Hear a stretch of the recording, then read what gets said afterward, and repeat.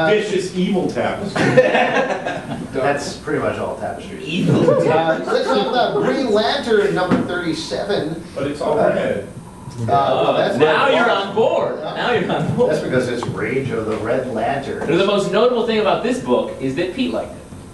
Yes. And he hates Green Lantern. I'm not a big fan of the Green Lantern, but they're doing a really good job of making this interesting. It's going past Green Lantern sitting around, coming up with creative ways to use their rings. Look, I'm sitting on a beanbag chair. That's not really here. It's Great art. Great art. great art, by the way. The furniture art. Feels like one issue too long. Yeah. One beanbag too long. Yeah, they're really setting things up in a way which I didn't expect. Like, I thought when it was like all these different colored Green Lanterns, it would be lame. And it almost was, especially with the blue ones that are really laid back. Like, we don't fight. Well, okay, we'll fight this one, but Do they all above this. Do they all get together and make a rainbow? That would be... They will. I bet you something like that. Well, for those of you who haven't been reading it, there's Green Lanterns. Green is based on willpower. Last year, or the year before, they introduced Yellow, which is based on fear. Now there's also Purple, which is based on love. That's the lantern you would be. Fits. Yeah. Do they all get different oats? Yeah. They do, yeah. That's great. And some of them are pretty lame. It's like she had too many strawberry margaritas. That may be another reason that Pete likes it is all the Red Lanterns barf blood. Which is a dream of yours. Does each lantern have a color that's a weakness that's like two off on the color wheel? Like, does it all? Yeah. Like I think yes. This was written in an 8th grade art class, so a lot of it is color wheel based. The color thing is pretty silly. I don't think it's silly. It's a little it's very simple. And it's like, oh, they're not really going to do that. And then they do, but the way the actual characters in the story, what the fuck? I'm just kidding. The actual jokes. I'll get it later. The actual characters and the way they're moving through the story is really cool and really detail oriented. Johns is a great writer, and he's doing a great job with it. It's weird. It feels like, all right, it feels like he's saying, like, I'm doing my best with this concept, except he created this concept. So he saddles himself with the silliest thing he possibly could, and he's trying to make it work. That's awesome. Wait, no. I hear this stuff all the time, like, this is silly, but this isn't silly. You're reading books about guys in costumes and jumping on. It's all silly. Nothing silly so far. No, it's like when you were like a kid and you're reading Captain Marvel and you got to, oh, I can buy Captain Marvel with the Marvel bunny. No. Is there like a bend and then break moment? We had to draw a line in the sand at some point. Okay, and multicolored lanterns is your line. That's his line. Mine, yeah. Mine's gonna be weird.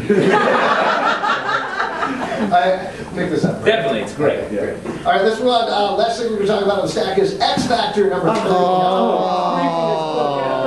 Yeah. I love babies. Oh, if you love babies. Don't read that. Don't read it! That's I hilarious. can't wait. But I think everything is equal now because the woman just had a... Oh God!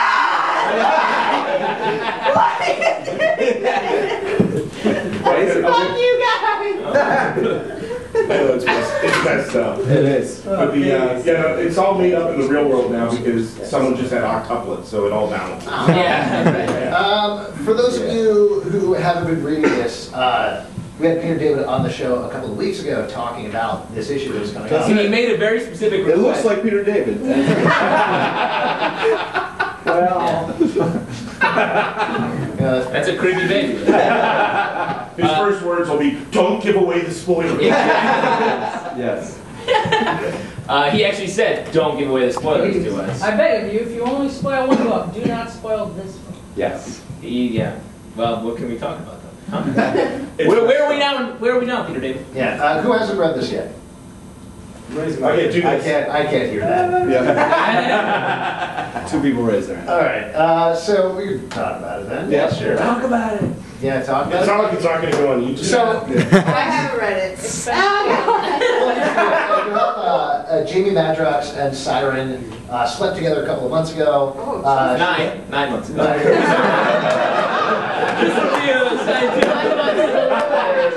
don't know if you've been reading Justin? Good luck, Marty. Turn the cameras off. Here's what happens.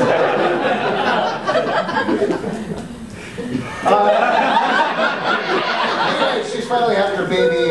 There's this nice, sweet, romantic issue. She proposes to him in the hospital. They have the baby. For those of you who don't know, Madrox is multiple man. He's hit multiple men. Yeah, which means he hits himself or he hits himself on something and he creates a double, a dupe. So finally he gets to hold the baby and they hand him the baby and he starts sucking the baby into his body. And he can't stop it. The baby's like doing it. Right. And the reason is, it turns out, because the baby never existed, it's one of his dupes created it. So Siren, for 9 months, has carried this baby, and now it doesn't exist anymore, and he can't get it back. And she freaks out at him. Well, he should. Yeah, exactly.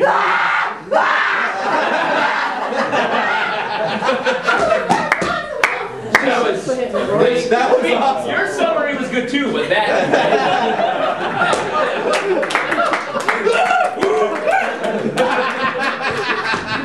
This is a great issue. I mean, this is a Fantastic. really excellent twist that makes a lot of sense with the characters. It's upsetting. So It's smart very and upsetting. heartbreaking. Yeah. And Peter David did promise that similar big things are going to happen pretty much every issue from here on out. The next two I issues, can't take he said, any more of that. it only gets more intense in the next 2 issues, Oh. which is Yeah, he starts sucking other babies.